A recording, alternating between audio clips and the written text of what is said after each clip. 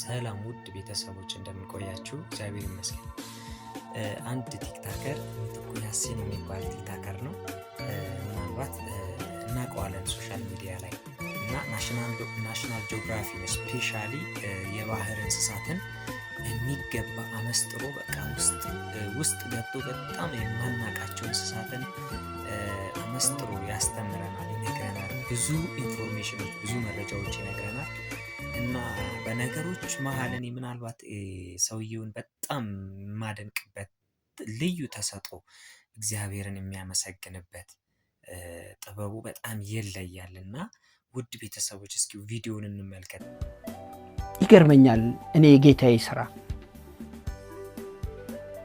እያንዳንዱ ሲል በራሱ ቋንቋ ይግባባል። የሰው ልጅ ብቻ አይደለም የሚግባባው፣ ከሌ ነው ይባባላሉ በፉጨታቸውና በድምጻቸው ብቻ። ሌላው ገራሚ ነገር ደግሞ ልክ እንደ ሰው ልጅ የእጅ አሻራ አፍንጫቸው ላይ ያለው አሻራ አንዱ ሲል ከአንዱ ሲል ጋር አይገናኝም፣ ይለያያል። 40 ኪሎ ሜትር በሰዓት ይሄዳል ስንል የሚገርምህ እስከ 700 ኪሎ ግራም ድረስ ይመዝናል።